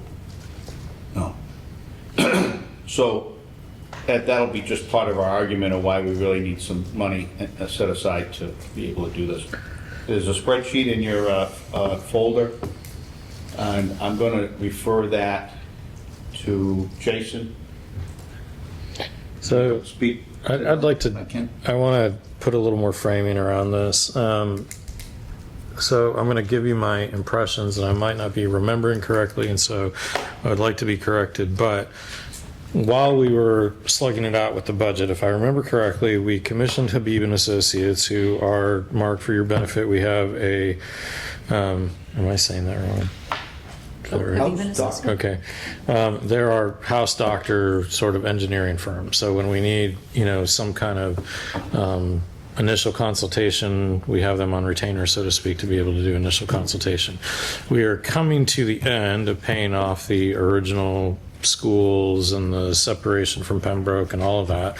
The debt of that is retired, not this year, but next. So the last payment is next May. Thereafter, there are lots of discussions around whether there should be additional capital investments. We have had different presentations at different times to replace the administration building, for example. The administration building is woefully out of date. It is it's not ADA compliant. It's a problem in a number of different ways. We have had estimates and plans drawn up at times to build a new building on different sites here, with monies ranging up to $10, $12 million, that sort of thing. We have talked about renting space. We've talked about, clearing space in one of the buildings and so on and so forth. We've talked about a lot of different things. Now, when we went to Habib in the early spring, late winter, early spring, we said to them, okay, considering the fact that the towns will have no debt and so forth in another year, could you give us scenarios of things that we might potentially need to look at from a capital standpoint that we might need to invest in over the long term? Now, if I remember correctly, I think we got a very detailed 3-part sort of staging, and if I remember correctly, it was something on the order of you could go really light at 7 million or 10 million or something like that. You could go heavier at 17, 20 million or something like that. And then if you really took care of everything that you should really take care of, it would be somewhere between 30 and 50 is what I recall. So from what I understand, what the SAFER Committee has done and what I think this committee needs to be apprised of is that they've essentially looked at that big bucket and have said, all right, if we talk about this in terms of a 20-year commitment, then we would do a 20-year investment, and the 20-year investment would theoretically obviate the inevitable decay of the buildings and mean that we could stay ahead of things falling apart and having to do new buildings and things like that. It appears to me we're not the SAFER Committee is not recommending that we look at the 2 lower tiers, that we would consider the bigger tiers for, and this would have to go out for a public bond vote. And so that would have to be voted by the towns and that sort of thing, and they would have to finance it and that sort of thing. The reason why this is of some urgency is the at least initial discussions of laying the groundwork for this would be at a tri-town SAFER meeting where officials from the 3 different towns come and meet with Mark and with the SAFER Committee, and they walk through the buildings and they walk the property and they have the recommendations in hand, and they are shown here's what's going well and here's what's not, and look at the cracks over here and look at that sort of thing, and you can see the issues with our admin building and so on and so forth. And if that were, and so they would be giving the real lay of the land of what is happening. Just to clarify, I think 90% of what you said is completely true of the way that we're proceeding at the SAFER committee, and not just Mark giving the tour here. It's going to be Michael giving the tour. But the option of debt is one of the options, and the spreadsheet, we can speak to it, and the idea of purchasing or leasing admin space is one of those options. But the primary reason of the Tri-Town meeting is to let the towns know that the towns collectively, 3 towns, own these buildings. We represent them from our school committee point of view, and we need to highlight, a path to get there. Originally, my proposal was to increase the budget and be able to incrementally work on this without going to debt. I don't like debt in my personal life. I don't like to represent government if we can do this without debt. But as it was highlighted, that without setting up a debt situation, then we aren't going to, I don't want to say obligate, but we are not going to focus the towns on coming up with the same amount of money every year until we get past this problem. So it might be better, as Paula had pointed out at our meeting, to look at debt. But the options are out there. We'd just like to present some of the options. One of the other savings is currently at office space that's on the market in the vicinity in one of the 3 towns is about $128 a square foot. We're talking something less than $2 million. The original estimate we got for admin building was $8 million in 2 years ago money. So it's going to be closer to 12 by the time we get there. So it may be something that the towns are willing to say, okay, you need to solve the admin building problem. Let's do it while office space is depressed in the economy. Thanks to COVID, everybody's working from home still, so there's a glut on the market of office space. So these are just options that we'd like to present to the towns. We're not in any position to recommend. I don't believe yet, but we need to give them some idea that we need this subject addressed going forward. And if that's a budget increase over the next 20 years, that's specifically designed for taking care of our facilities and not borrowing from E&D every year, and not especially borrowing from E&D every year to run our operations. So, Jason, did I focus a little bit? Jason was nice enough to put this spreadsheet together because I don't have the skill set. So, Yeah, so I think you did summarize it well, and I think Chris Eklund really did lion's share of the work establishing the rapport between the 3 towns and the SAFER subcommittee, bringing transparency, bringing options to the town, getting the input from them to make sure that all of the entities are on the same page. So one of the things as we start looking at a new admin building or buying an admin building, again, is the issue you brought up, Gordon. We would have to approach the towns regardless because we would need a note. Now, how we pay that note, we could have some further discussions on that. If we get a new admin building, that's substantially higher cost, but that might be the direction that the committee wants to go, it might be the direction the towns want to go. I wanted to show the impact it could have on our communities so we would understand the potential financial ramifications. I also wanted us to consider that we did establish the Silver Lake Reserve Fund for capital expenses 2-3 years ago at this point, which would also allow us a vehicle for taking care of our physical plant. We knew that E&D would not be the source for our capital plan forever. It's actually done far, far better for us than we had ever hoped. An analogy I think that we need to remind the towns about, and it won't take very long for them to remember, there was a point where we thought we were going to have to replace the roofs on both of these buildings. After the snowpocalypse of 2016, we perforated the membrane in the roof in hundreds of areas, and we had ridiculous water infiltration. We used about $200,000 in E&D over the course of 6 or 7 years to bring the roofs all the way back up to warranty. And so the investment of about $1.2 to $1.4 million to save the towns $10 to $12 million in potential roof replacements. I think we just have to be creative in our thinking, seeing that the exempt capital for Kingston this year, coming forward, that starts on July 1, is $783,936.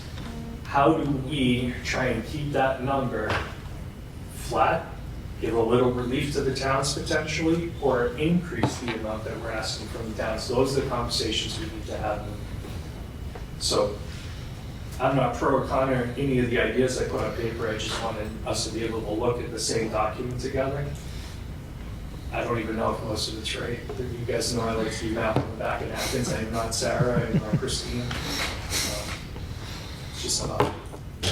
Okay. But the use of the stabilization fund, I think was I didn't even consider, but that's an opportunity for us to fund that with part of the assessment every year, and have that funds either to service debt or have those funds available to actually work on our capital plan. And that's, I think, which option is that, Jason? That's option B, but the thing with option B, I mean, the real issue we're running into is if we want to service the physical plant of the campus and lean into the admin building, the expense to the towns would be substantially higher than the current debt load that they're experiencing.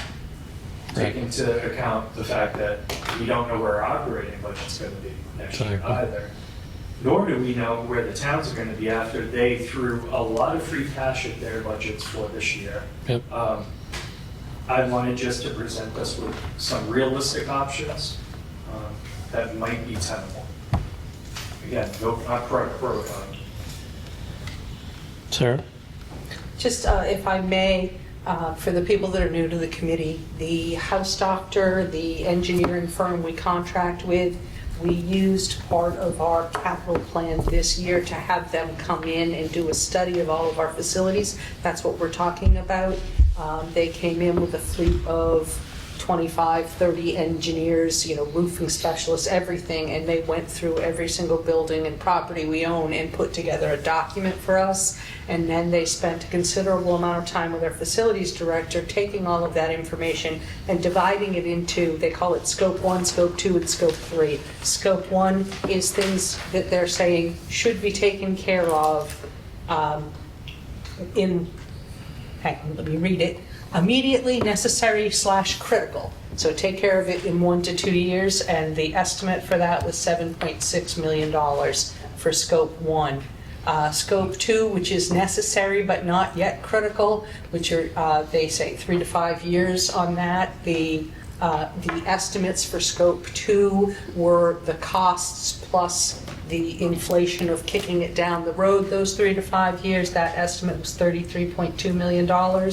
And then scope 3 recommended work in 6 to 10 years. And for this recommended, we're talking about our physical plant, our boilers, our, the pieces of the building. If you want to read the document and have fun conversation about it, we can meet for coffee. And it's a robust document.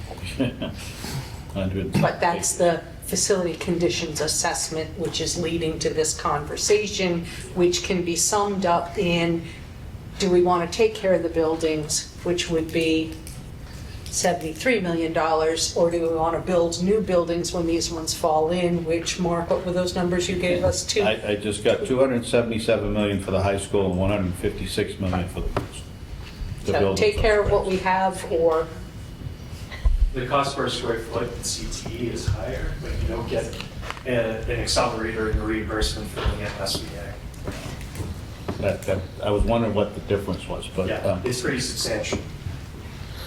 But hopefully, and to finish that, the admin building at $1,000 a square foot versus $128 a square foot. I'm very hopeful that we can address the issues with the physical plant like we did with the building envelope study that we did.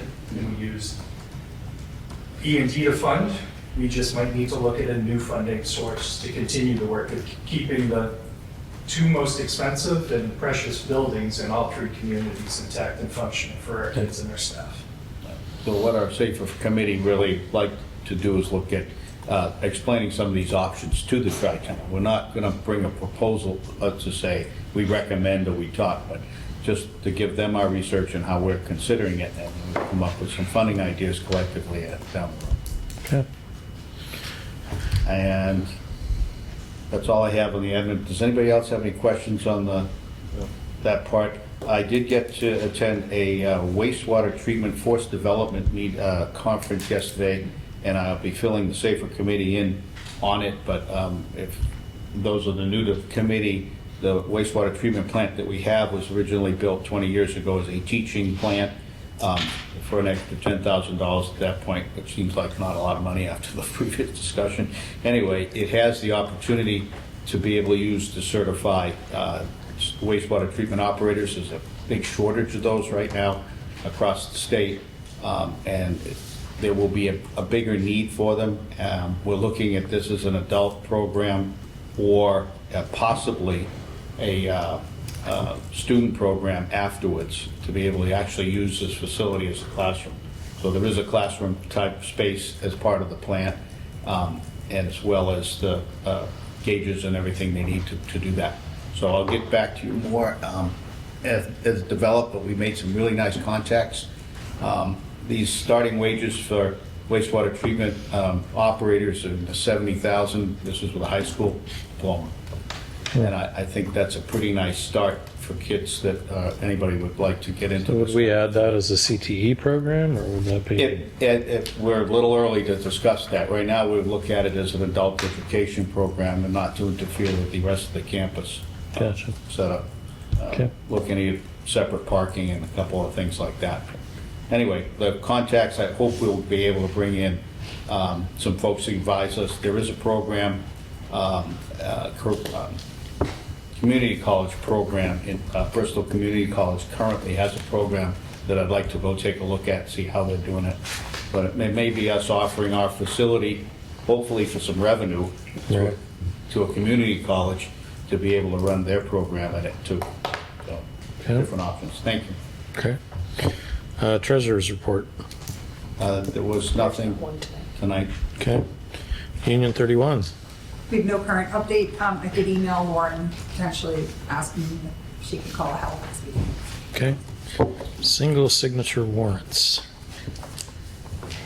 There is a warrant that will be coming out next Thursday for a single signature. Okay. I look forward to it. All right. Well, we need to adjourn to an executive session not to return to update on negotiations. So can I have a motion to that effect? So moved. Mr. Chair. Yeah, it's got to be right. July 10th, 2025 meeting closeout, are we holding that virtually or in person? I can check the calendar. I would love it to be remote. Yeah, I agree. Okay. Mr. Chair, I will make a motion that we adjourn to executive session not to return pursuant to Mass General Law, Chapter 30A, Section 21A, 7, to conduct strategy sessions in preparation for negotiations, SLEA, teachers, paras, and support personnel, and Mass General Law, Chapter 30A, Section 21A, 7, to comply with or act under the authority of any general or special law, which is the approval of the executive session minutes of February 13th, and not to return to open session. I have a second. Second. Okay, it's a roll call vote. Jason? Jason? Yes. Mark? Yes. This month, that month. That Mark. Are you a yes on the roll call too? Okay. Jen? Yes. Megan? Yes. Jean? Yes. Mark? Yes. Amy? Yes. I'm a yes. All right, so we'll go to executive session. So the rest of you can depart. Do you want me to? Okay. We gotta go.